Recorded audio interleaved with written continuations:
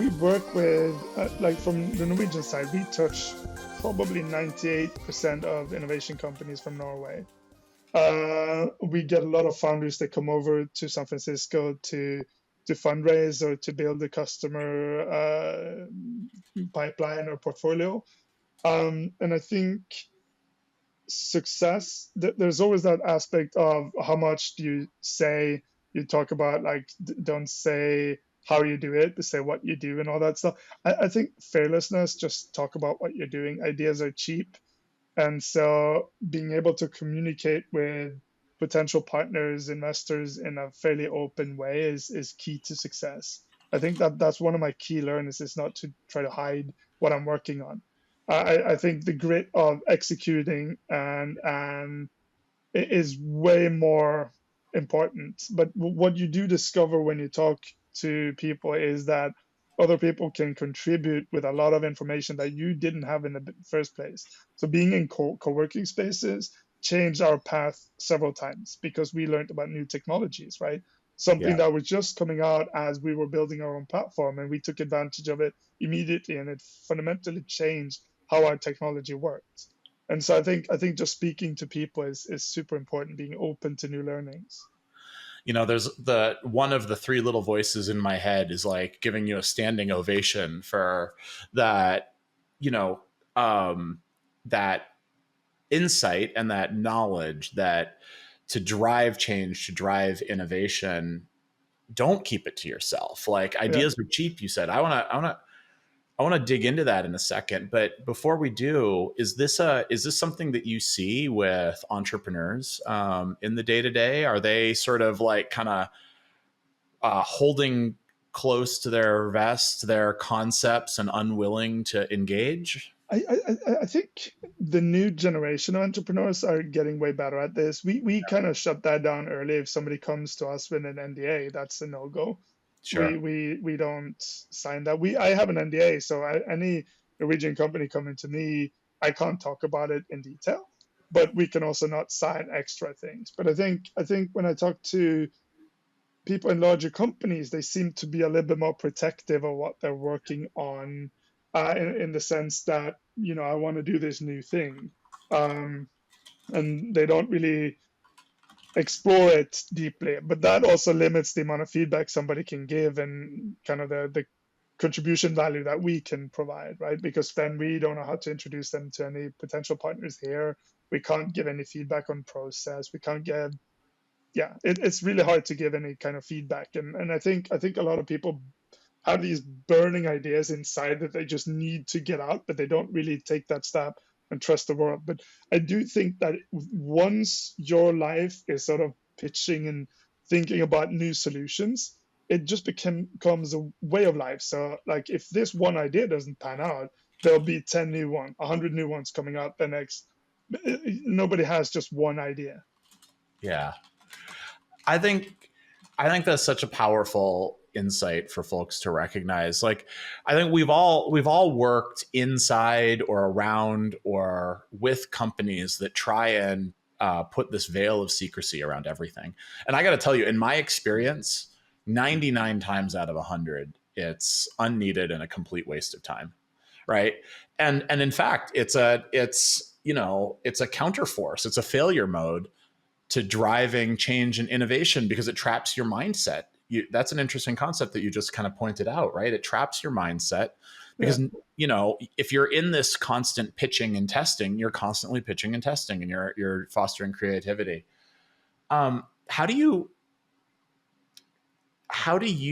in your role where you are sort of bridging important public sector work to support economic development and entrepreneurs, how do you play this sort of like agitator role? Are you free to just kind of say that's a brilliant idea and it's worth absolutely nothing, go do your homework?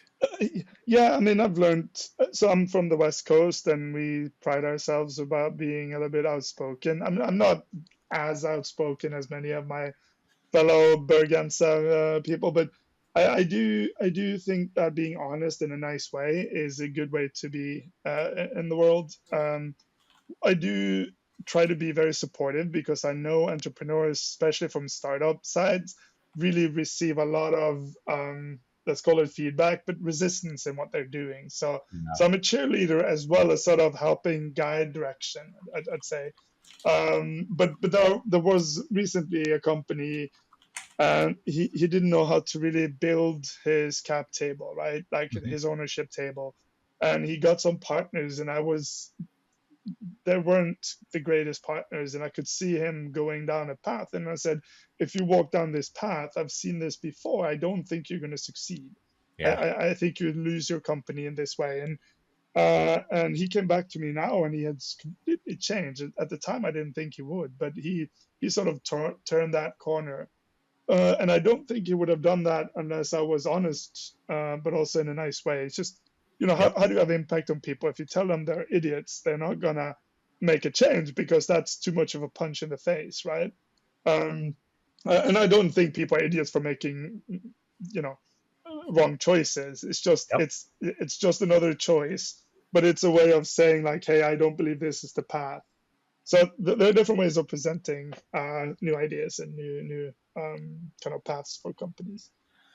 Yeah, and I have to imagine that you've probably got a few stories from your time, whether it's at Meeting Sift or others, where you appreciated the gentle tap on the shoulder, maybe more than the punch in the Yeah, face, right? But you appreciated some outside force. Do you have any anecdotes or stories of someone that really just kind of changed your course? yeah. I mean, I think technology wise, I'm an engineer, but I'm not like a DevOps, and we got a lot of help on the DevOps side of people that knew a lot more than me about scaling. In that sense, I'm easy to convince, because if I see somebody who has more experience than me, I'll go like, yeah, let's try that, because I that's not my expertise. I think um, one of the big uh, guidance stories I have was actually Ravi, who did a talk on venture capital. Um, so what I didn't understand when we started fundraising was that you're selling a company, right? Like you're doing a job at getting the investors to understand why your company is valuable. And so we did a lot of iterations on how we pitched to angels, and that was fine. We finally got there, and we got a little bit of institutional in there as well.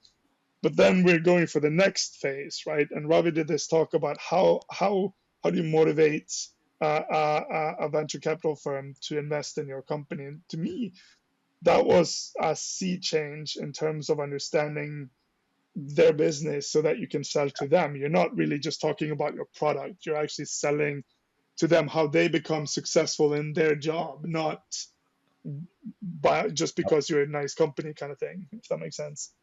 Well, yeah, and it's funny. I love that talk, and in part, it helps you understand business, but it also really pushes on the fact that there's people on the other side of the table from you or around you, and people have emotions and motivations and things that are in the back of your mind, and they're never actually thinking about you. That's one of these constant, like, this is a life lesson more than an innovation lesson, right? Like they don't care about you.